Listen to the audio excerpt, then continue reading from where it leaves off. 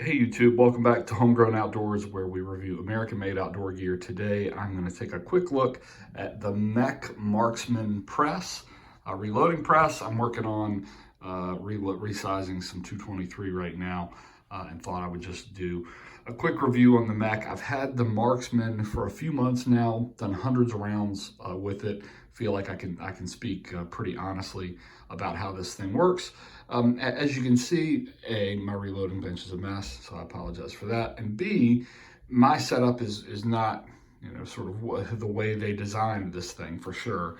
I have it just clamped to this table behind my desk because my reloading bench is behind my desk. And it's important for me to be able to move this thing every once in a while if I need the space for something else, but it's also handy for me to have it right here at my desk. So, if I'm in some Zoom meeting or whatever, and I've got a little bit of spare time, I can just work on some stuff. So it works great for me. I've done a bunch of rounds through it. The thing is solid. It's real well balanced.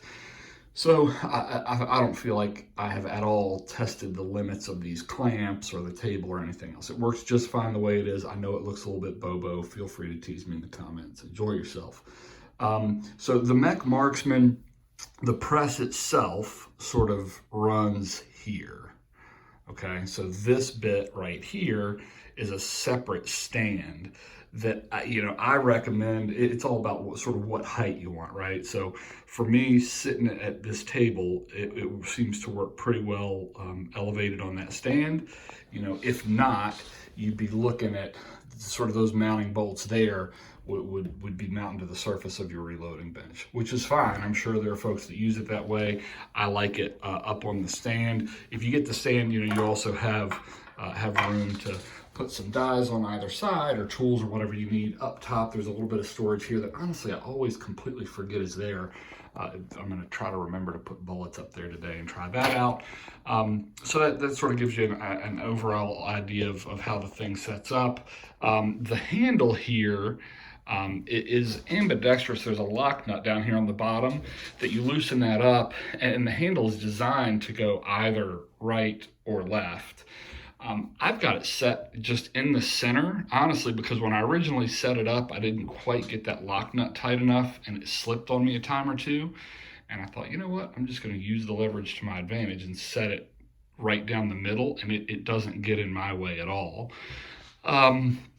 So when I was looking at this thing, I figure I'm going to have it forever.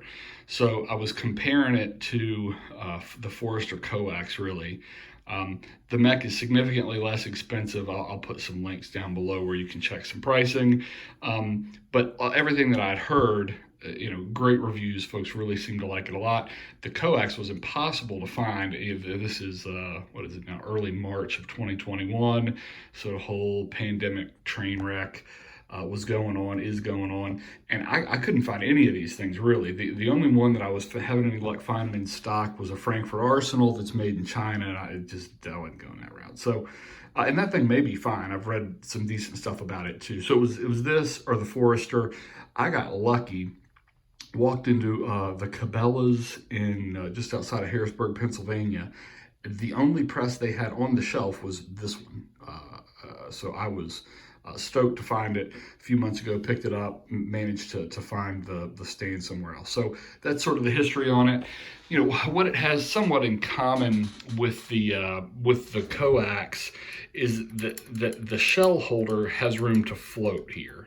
So, as you're operating the ram and it's approaching your die there, the cartridge, I'm gonna just put one in there and show you, sort of has the ability to align as it's heading up there. So, and again, as you can see, no issue using this thing with my ghetto clamp setup. So the shell holder sort of floats there, which helps with the alignment as it's heading up into the die. That helps. I guess the theory is that it helps with concentricity. Sort of when you're seating bullets, you're going to seat it at the same depth all the way around. You can do all kinds of searching on the internet about how important that is or is not, but It seems to work great for me. You know, the shell holder, the way it's made, can also spin. I've seen some folks get real fussy about that. It's just, you know, this is my first reloading press, so it's just what I've gotten used to. It's a complete non-issue for me. But that's, you know, to be noted. The way you remove this thing, by the way, is just by pushing down on that little spring, and it pops right out, and then push down, and it goes right back in. So that's how that mechanism works. The ram seems super sturdy. I mean, this thing overall built like a doggone tank. I feel confident that my kids will be using it long after I'm gone, hopefully a long, long time from now. So that gives you some idea about the device overall. When you're decapping, which I do as a separate step, so I like to keep my dies clean. That's a Lee die, which is also made in the US. I've had good luck with those so far. But I decap as a separate process and then clean the brass. And then when I'm down to resizing and all this other stuff, I'm trying to keep everything fairly clean. So anyhow, when you are decapping, you know, your spent primer is going to go down through the hole in your shell holder there, and there's a hole down the center of that ram.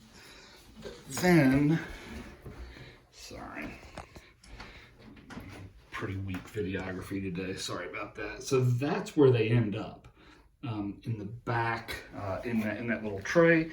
I'd say overall, probably a 90+% success rate catching the primers that way.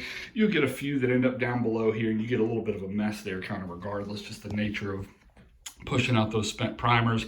But that tray seems to do a pretty good job. You know, super easy to remove. There you go. See? Pretty good boatload of primers there. So easy to remove and put back. So that works just fine as well. You can't prime on this press, just as a heads up.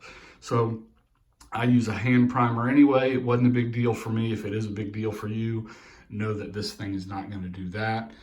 But that's how the depriming operation works. I'm trying to think if there's anything else here that I'm missing that I really need to go over. Overall, I'm thrilled with this thing. It works great. It is sturdy, but I feel like you've still got pretty good feel for what's going on, you know, when you're seating bullets or something like that specifically. Just to give you a little bit of a preview, that's probably what I'm going to review next. That's the Forster powder measure that they just sort of reintroduced.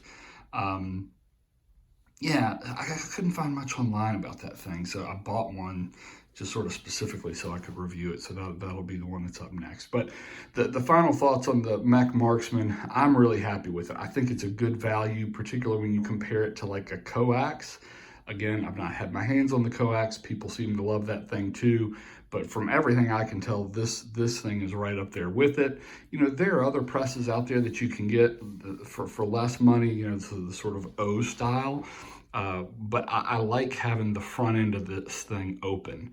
You know, I just feel like you've got good access. You can see I've got a light back there behind it. So you've got pretty good light that can get through there. They make little kits, like little LED lights that you could theoretically rig up to sort of the ceiling there, but I think the visibility is good. I get plenty of light to it. I can really see what I'm doing. So super sturdy, very well made, American made. So MEC, all this stuff's made in the US.